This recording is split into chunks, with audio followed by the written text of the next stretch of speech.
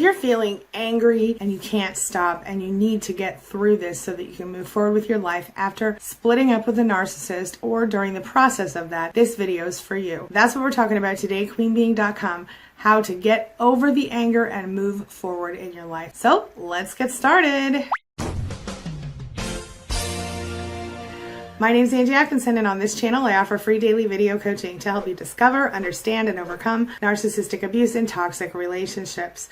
I like to call it toxic relationship rehab. Does that sound good to you? If so, hit that subscribe button and we'll just get going. So before we get started, I just want to let you know that this question came from a viewer, so take a look. Today's video is for Michael Ali, who says, "Hello Angie, I need to learn how to handle my anger problem." So let's get into it. Michael, I totally feel you. Narcissists can be infuriating to say the very least. And if you're stuck in any sort of relationship with one, or if you're in the process of getting over one, you're going to go through a whole myriad of emotions on a pretty regular basis. A toxic relationship, as you know, is very often just a roller coaster of emotion, highs and lows. Let me ask you a couple of questions. First of all, do you spend a lot of time feeling angry, resentful, or irritable? Do you think it's related to the people in your life, or does it come from somewhere inside of yourself? How do you handle it? Your ability to manage your anger has to begin with understanding it. Anger doesn't make you bad, and you need to know that. The first thing you need to know is that you're not weird, you're not horrible. Anger is a normal human reaction to certain things, injustice or treatment of you or someone else in your life, and a whole bunch of other stuff. But when it comes to a narcissist, this is even more intense than you might think. Emotion isn't bad. Anger isn't bad, really, but it's also not good. It's really healthy, and it's normal to feel angry when you've been mistreated or misjudged by someone like a narcissist. The feeling isn't the problem. It's what you do with it that makes a difference. Anger becomes a problem when it hurts you,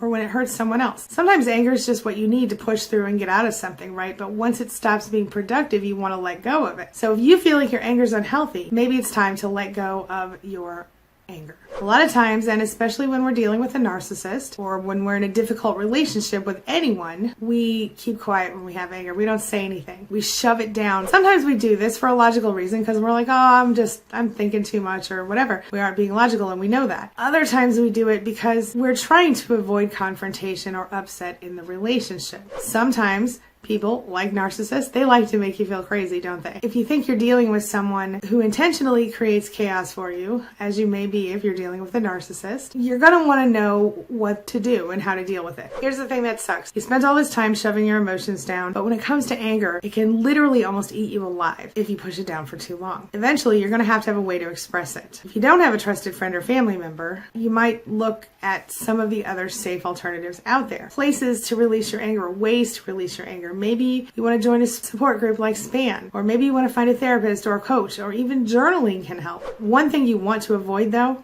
don't post your drama publicly to your social media account on your profile. This is only going to lead to more trouble and additional drama in your life. You want to look outside your own head and you want to gain a new perspective. So while expressing your anger is definitely important, it's equally important to do so in a healthy and productive way. Even when you get over it, if you've expressed your anger inappropriately, whoever you're talking to isn't going to be over it also. It's another way to damage your relationships, the ones you're still dealing with. If you have out of control anger, it's really bad for your health. When you're constantly going through high levels of tension and stress, it's bad for your health. Chronic anger makes you more susceptible to heart disease, diabetes, high cholesterol, a weakened immune system, insomnia, and high blood pressure, among other things. Out of control anger hurts your mental health. Chronic anger consumes a huge amount of mental energy, clouds your thinking, makes it harder to concentrate, to see the bigger picture, and to just enjoy life at all. It can also lead to stress, depression, and a whole bunch of other mental health issues.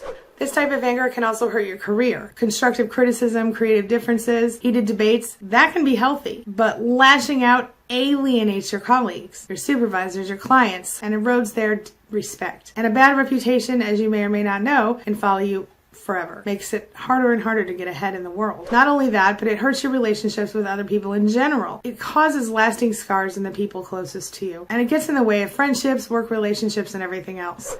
Michael, it's all about mindfulness.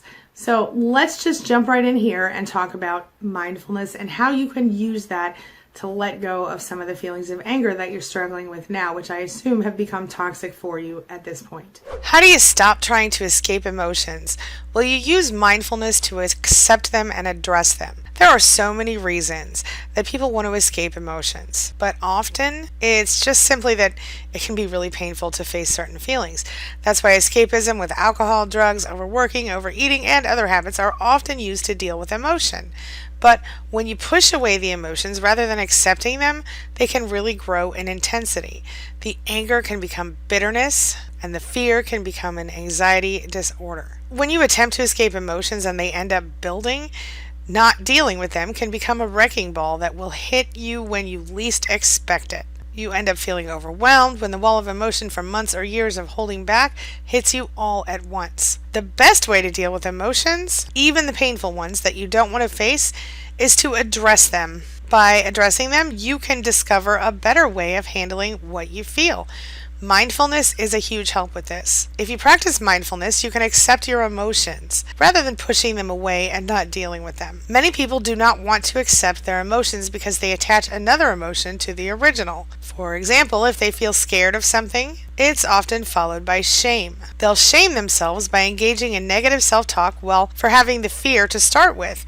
The reasoning behind this is because people label feelings as unacceptable or acceptable, or good or bad. When you use mindfulness to accept whatever it is that you're feeling, you simply allow those feelings to be. You let them exist without defining them or attempting to alter them. It means that you'll be able to release feeling the need to keep your emotions tucked away. With mindfulness, you're going to discover that emotions aren't bad to have and that they're not bad to accept. By accepting them, you can experience freedom. When you accept emotions, it does not mean that you stay stuck in a rut of always feeling anger or grief or whatever emotion you have. It means that you recognize the emotion for what it is. It's a feeling and nothing more. Accepting means that you allow the emotion to be felt and you don't fight to keep it at bay. Mindfulness can help you to address the emotions that you try to escape from. You need emotions to help guide your way through life. Exercises can help you to learn to address your emotions, such as deep breathing, while focusing only on the emotion that you're experiencing at that time. While you're focusing on the emotion, get to the reason that caused the emotion. When you figure out the cause, it can be helpful in accepting and addressing it. Once you identify the cause, you can release the emotion tied to the source. All right, let me ask you a couple questions. It's time for the question of the day. And the question of the day is, have you been here? Have you felt anger that you needed to let go of? And if you have, what worked for you? Can you share your thoughts and your experiences in the comments below and help Michael and other survivors know how to let go of anger? What worked for you in this situation? I shared my thoughts, now you share yours. All right, that's all I've got for you right now. Thank you so much for being a part of my day and a part of my life. And hey, thanks for letting me be a part of yours. It really does mean a lot to me. I'll see you soon. It's my mission to teach others what I know to be true. You really can create the life you want. Take care of your body, take care of your soul, nurture the real you, and introduce him or her to the world. Be comfortable in your own skin and in your place in this world. Take your spot, take it now, and the universe will take its cue from you. You feel me? If so, subscribe to my channel. Let's get it done together.